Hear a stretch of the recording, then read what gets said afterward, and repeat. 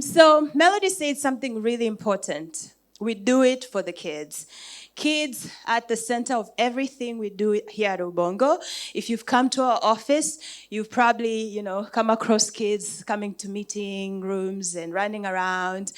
And it's because we love how curious they are, and we love to see their childlike, wonderful learning and excitement. And kids give us the most honest feedback that we would never get from adults. Adults lie, but kids tell the truth. And we are all about that.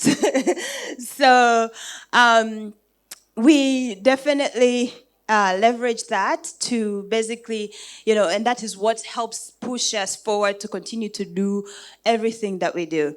So I want to introduce you to an amazing, amazing individual. She's going to blow your mind. And I think that song we just went dance to will just be a reality for you right now. So she's a published writer, content producer, and photographer.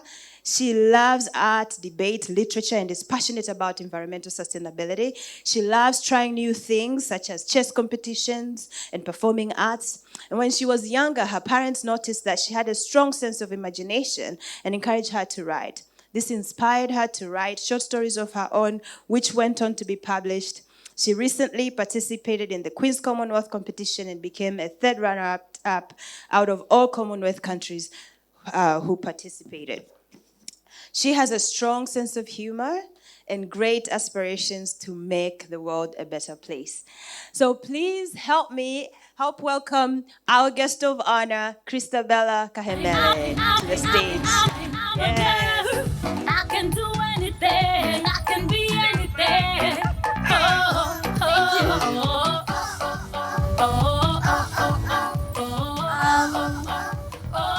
So I'm Christabella. Good morning. I'm a kid.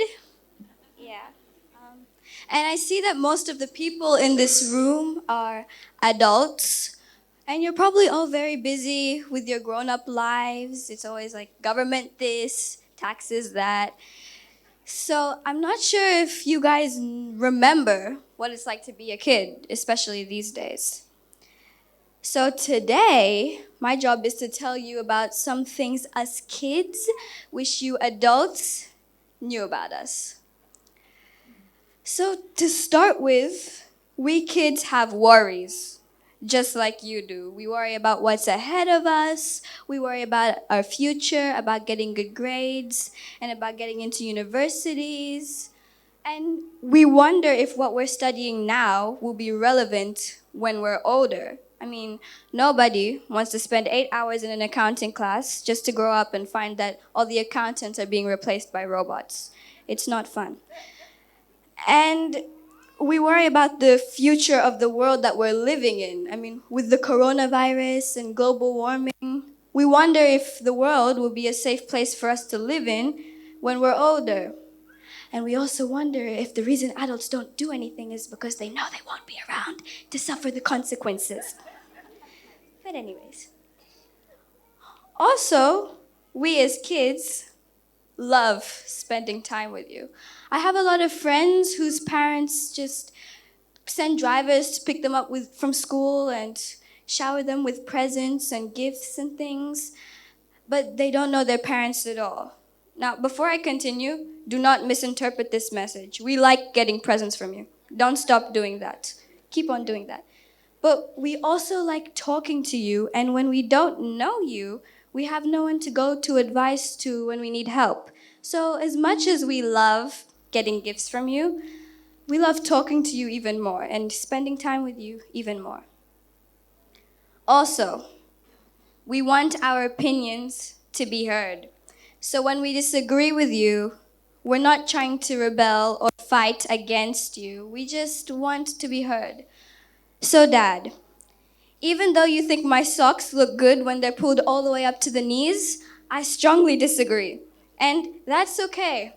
And parents, even though you walked 5 kilometers back and forth to get to school every evening when you were my age, it doesn't mean our problems are any less real or valid. We're also not naive, and we know that even teachers don't have the answers to every single question. So when we correct you, it's okay. If we never corrected each other, we would never learn. We'd still be thinking the earth was flat. There's a lot we can learn from each other. And another thing, the dreams you have for us might not be the dreams we have for ourselves. I know a lot of you guys are great lawyers and politicians and architects, but some of us are also cut out to be great musicians. The important thing is that you nurture us every step of the way and help us to become the best in whatever we're being. And a very important point, your actions affect our behavior. Sometimes when you go in schools, you notice there's an animosity between students and teachers. The students feel like the teachers are there to make them suffer. And I have a feeling sometimes the teachers feel the same way. But I can assure you, most of us don't want to make your lives miserable. We reciprocate your behavior. You smile, we smile. You frown, we frown. So just keep smiling. After all, it takes 72 muscles to frown and 12 muscles to smile. And we need to develop real values and take ownership of them. For this one, I think I'll use an example. The other day, I was with my friend, and she said she would cheat in the exam. And when I told her this was the wrong thing to do, she said, I know, right? Like, what if I get caught? But that's not the point. The point is that cheating is immoral. It's not a good thing to do. When you punish us for something and we don't understand why we're being punished, we'll just go on and find sneakier ways to do the same thing next time. So instead of imposing values on us, try to instill them in us so that we can use them in the future when you're not there. And this next one is a request. Tell us why. A lot of the times, adults, and particularly parents, will say, don't touch this, or don't go there. And we have no clue why at all. And believe me, because I said so isn't a real answer.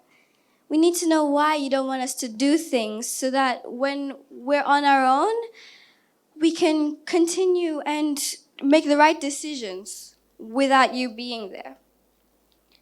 And finally, we're kids, so let us be kids. If we're running around and making a mess, it's not because we're trying to mess things up. We're learning and we want to be curious. And as much as we love being included in your lives, please don't take your problems out on us. And with that, I ask the same way that you adults and parents have listened to me this morning, keep listening to your kids, because listening is the first step to a better relationship. And once we have a better relationship, nothing is impossible for us. Thank you.